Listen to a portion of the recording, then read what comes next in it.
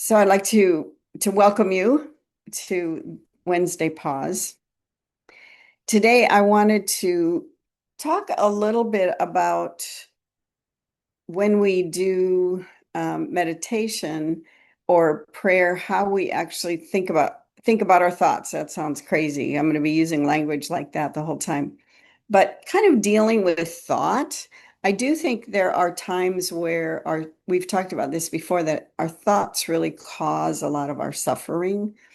And one tiny little thought can just snuff out any joy or um, one experience. And it might be the way we're thinking about, we might be experiencing something, but it's the way we're thinking about it. We might be thinking about, for example, grieving, losing someone. And it's the way we think about it often that snuffs out any light or hope or experience, even in the middle of that. Um, so I was also thinking about every tradition has so many different sayings about light, but don't hide your lamp under a bushel. Whatever I tell you in the dark, speak in the light. I mean, there's just so many different understandings of light, and we can come up with many of those. But I think what often happens is that the any kind of light we're experiencing, like, or maybe that be joy, that be freedom, sense of freedom, it can so easily be snuffed out. And the thing to remember is that actually what's so fascinating is if you feel like everything's dark or your thoughts are dark or they tend to take you to a certain place, that it only takes one tiny candle to pull you out of it. It just takes one candle, and all of a sudden it dissipates. And again, we can hear a lot of sayings about that as well. So just the understanding, and this to me, this is like a candle that I hang on to, at a certain awareness, and that is the understanding that my thoughts are not me. I am not my thoughts. That's number one. And that thoughts come and go. They come and go just like the sounds that hit my ear. And that thoughts are not all true. I give them weight as to whether they're true or not. And the embellishments I give them can be very life-giving, or they can be giving much more darkness. And just knowing that is kind of liberating. Just knowing that you don't have to believe everything you think is really helpful to me. I wanted to read something from an author that um, I find pretty profound. Her name is Byron Katie. Maybe you can even see this. There we go. There she is. I met her once, or I should say heard her speak. Before that, I had read her books and I thought this woman can't be for real. I just thought the stuff she said seemed too fantastical. And then I met her and I saw her work with people, and I'm like, this person is for real, absolutely for real. And so I've appreciated what she says, but she's talking about just awareness, having awareness. And I want to just read a paragraph. She says, the only thing you need to know about awareness and becoming aware is whether believing a particular thought is stressful or not. Does the thought hurt or doesn't it? If it doesn't, good, enjoy it. If it does hurt, if it causes sadness, anger, or uneasiness of any kind, question it. It's not that you chase it away, but question it.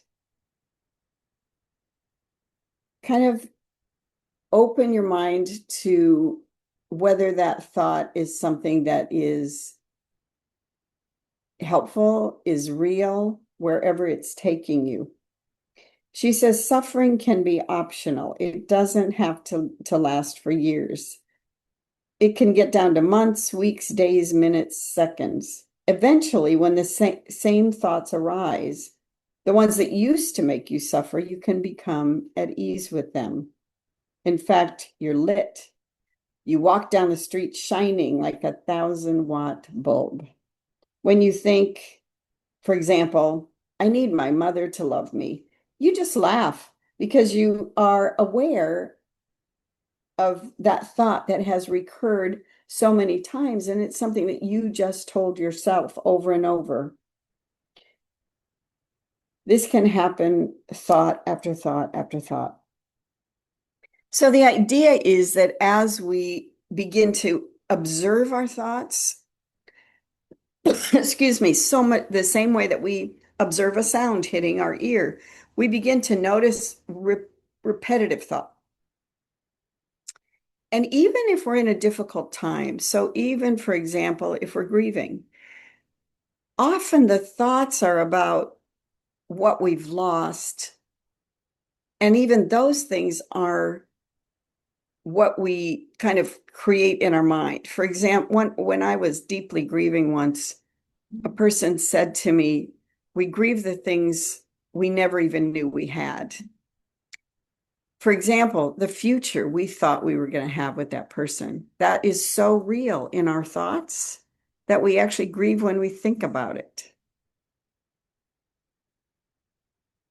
And we miss, I think, the fact that the person is probably, if it's a person or whatever it is, if it's a person, is probably still with us in so many rich ways, which eventually we can come to understand.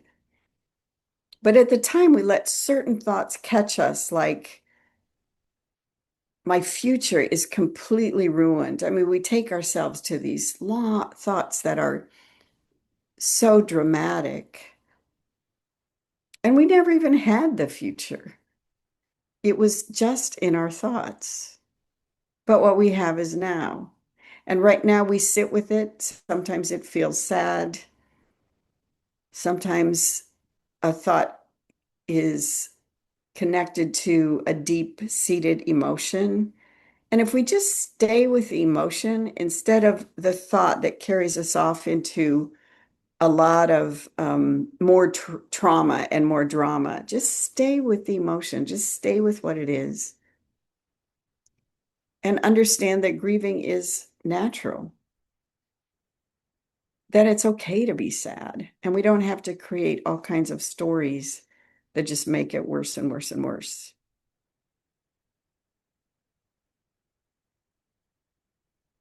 So what I want to do is I want to try a meditation like we've done before. And this time we will observe, in a sense, observe our thoughts just as they happen and observe when they appear.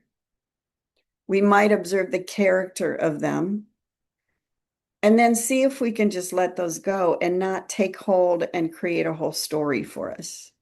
If emotions arise, eventually we can learn to do the same thing with emotions. Eventually we can learn that one emotion is not me, and we can learn to work with our emotions in kind of the same way. For today, we'll work with the thoughts in this way.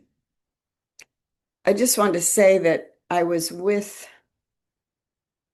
a church last night. I was invited to go speak to the governing board of a church because our Presbyterian church has said that each session, each board needs to come up with what we call an anti-racism policy. And I helped the larger body, the presbytery, to come up with its anti-racism policy, which a church could just adopt that one if they want.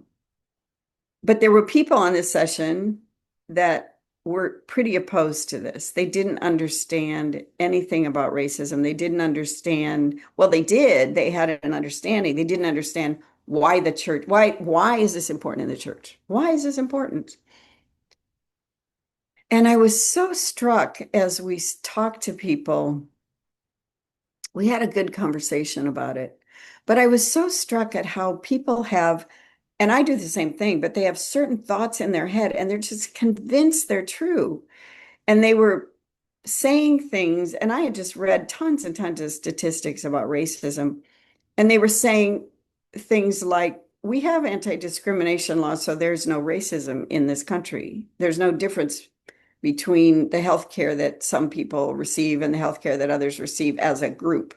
And I'm thinking, it's fascinating to me how someone can have that idea so strongly in their mind when all the statistics say something else. But what happens is that we think something over and over and over.